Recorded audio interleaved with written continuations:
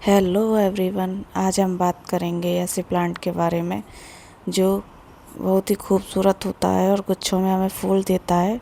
ये इस प्लांट का नाम है डबल चांदनी प्लांट।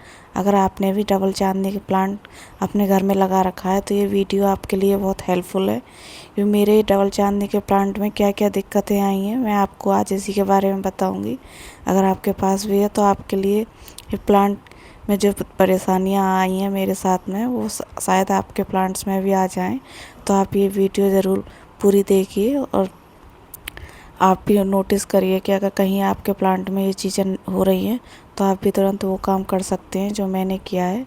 मेरा ये डबल चांदनी का प्लांट बहुत दिनों से इसी गमले में लगा हुआ था, तो आप धीरे धीरे करके इसकी पत्तियां झुकने लगी। मैंने नोट किया कि इसकी सारी पत्तियां पीली पड़ने लगी हैं और ये प्लांट धीरे धीरे फ्लावरिंग भी कम कर रहा है, उसकी सारी पत्तियां झुकने लगी हैं। तो उसका कारण क्या है वो चलो मैं आज आपको बताती हूँ। सबसे पहले कि अगर जिस गमले में हमारा पौधा लग रहा है उसमें सिर्फ एक गमले में एक ही प्लांट्स लगाएं। मैंने एक गमले में एक ही प्लांट्स लगाया था, बट मेरे इस गमले के पास तुलसाजियाँ रखी हुई थी तो उनसे जो बीज गिर गए, इस गमले बीजों से छोटे छोटे बेबी प्लांट्स उगाए थे जो कि मैंने इस गमले से निकाले नहीं थे। बट वही गलती मैंने कर दी, जब भी किसी गमले में एक पौधे लगाएं तो उसमें एक से दो एक के अलावा कोई और पौधा नहीं लगाएं, वरना से न्यूट्रिशन उस पौधे की खा जाते हैं। तो मैं धीरे धीरे करके तुलसाजियों के जो पौधे हैं उन्हें अलग निकाल लूँगी और इस गमले की जो मिट्टी है उसे भी बाहर निकाल लूँगी। इस प्लांट को बाहर निकालने के बाद इसकी जो जड़ें हैं वो सारी ख़राब हो चुकी हैं, क्योंकि इसमें ठीक से पानी भी नहीं जा पाया, रूट बाउंड हो गया है। तो सारे गमले को मैं बाहर निकाल लूँगी, गमले में से सारे प्लांट्स को, और इसकी मिट्टी को गमले में से चेंज कर देंगे।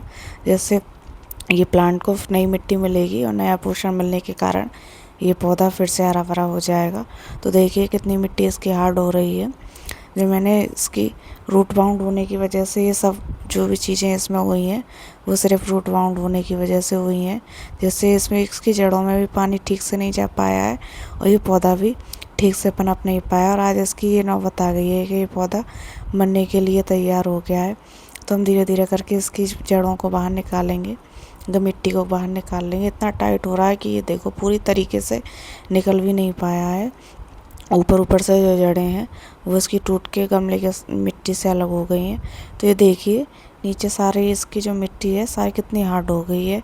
इसमें ठीक से पानी जा ही नहीं पाया, जिसकी वजह से गमले में पूरी तरीके से पानी और खाद नहीं मिल पाया और इसकी जड़ नीचे से आधी पानी और खाद की वजह से धीरे धीरे पौधा ख़राब होने लगे। तो मैं इसकी मिट्टी को सारी को चेंज कर दूंगी और इस मिट्टी को मैं दोबारा इस गमले में फिल नहीं करूंगी, बल्कि जब भी आप पुरानी मिट्टी गमले से बाहर निकालें तो उसे गमले में शिफ्ट नहीं करें, उसे 2-3 दिन के लिए अपनी ऐसी खुली जगह पर फैला दें जिससे इसमें धूप लग जाए और जो फंगस वगैरह हो वो सारी मर जाए। तो इस मिट्टी को मैं दूसरी जगह फैला दूँगी और इस गमले में मैं नई मिट्टी फिल करूँगी जो कि मेरी अलग बनी हुई है।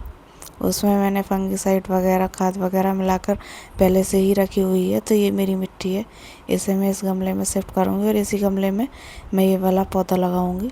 तो आप भी जब भी अपने गमले को की रिपोर्टिंग करें तो उसमें पुरानी मिट्टी कभी ना डालें, नई मिट्टी बनाकर वो डालें और जो पुरानी मिट्टी है उसे हवा लगने के लिए छोड़ दें, जैसे उसमें जो फंगस इतने दिनों से पौधे के साथ लगी हुई थी वो 2-3 दिन में ठीक हो जाए, फिर आप उस मिट्टी को यूज कर सकते हैं।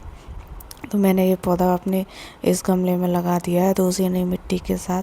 अब ये धीरे धीरे इससे पनपने लगेगा। तो आप इसमें इसे गमले को शिफ्ट करने के बाद ऐसी छायादार जगह पर रखें जहाँ 2-3 दिन धूप नहीं आए। उसके बाद आप डायरेक्ट सनलाइट में रख सकते हैं।